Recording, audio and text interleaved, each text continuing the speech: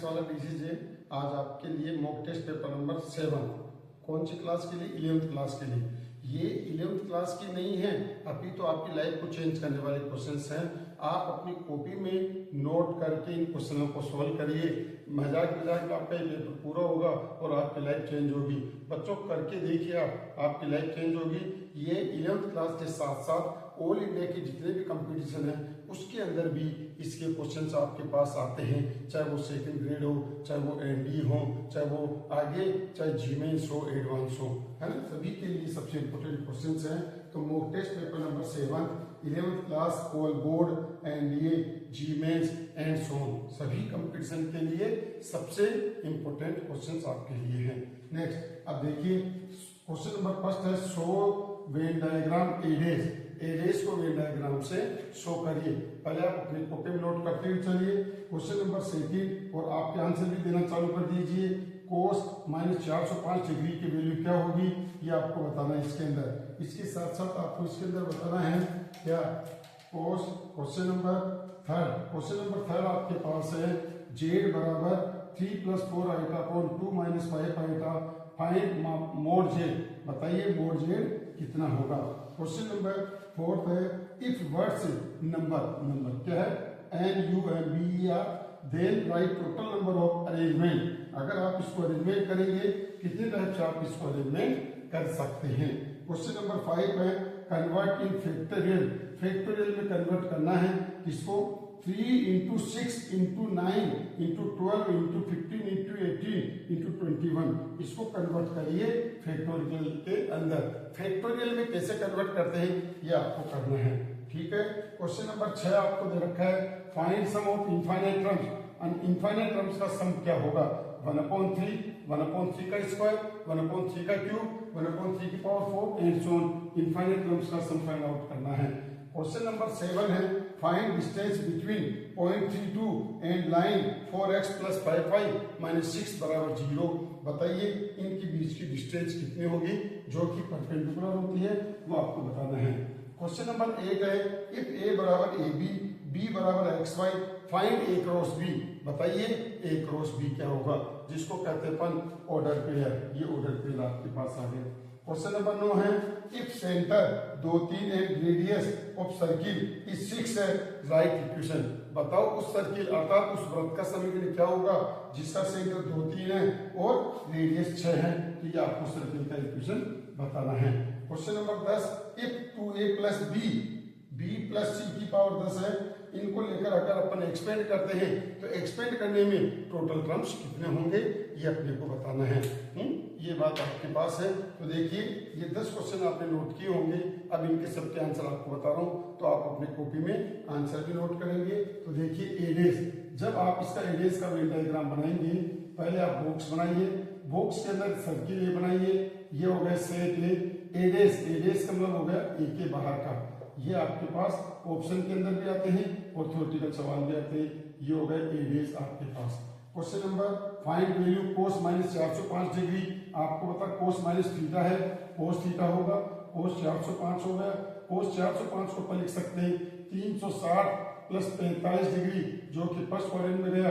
कोस 45 degree और कोस 45 degree की मनीष कितनी वैल्यू होती है? 1/√2 होती है। ये बात आपके पास आ गई। जेड बराबर 3 + 4 आइटा अपॉन 2 - 5 आइटा का मोड कैसे निकालते हैं? आपको पता ऊपर का मोड ऊपर होता है 3 का स्क्वायर 9 4 का स्क्वायर 16 अपॉन 2 का मोड 2 का 4 और 5 का 25। तो ऊपर तो 5 आ गया और नीचे √29। ये इसका आंसर आपके पास आ गया। Question number right words NUMBER 1 2 3 4 5 और 6 टोटल वर्ड्स है।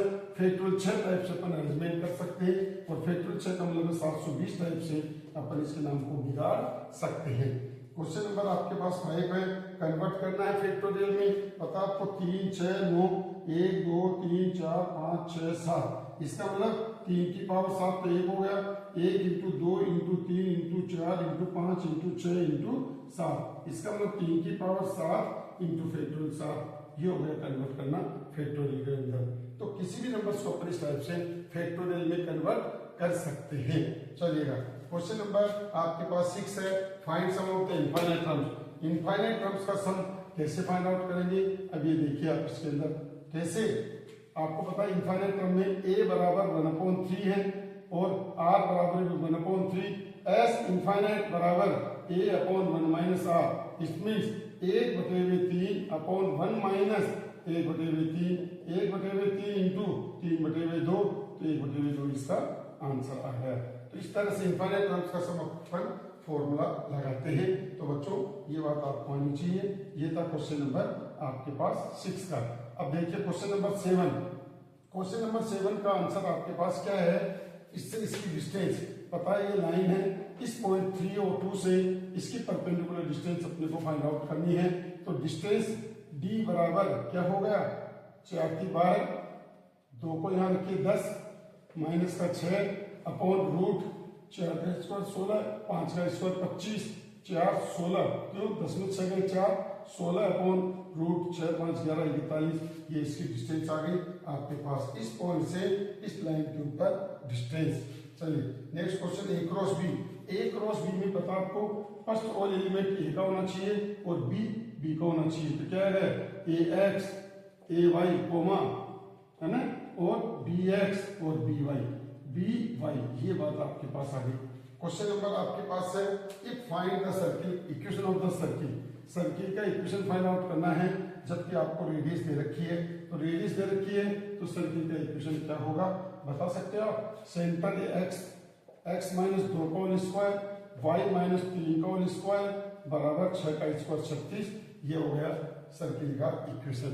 तो सबसे इजी मेथड है, ये आपकी लाइफ को चेंज करने वाले क्वेश्चन है। क्वेश्चन नंबर 10 है, 1 2 3 टर्म्स है। अगर इसको लेकर अपन एक्सपेंड करेंगे तो टोटल टर्म्स आपके पास आएगा इसके अंदर कितना, 10 + 1 10 + 2 अपॉन 2। तो क्या हो गया 11 × 12/2 66।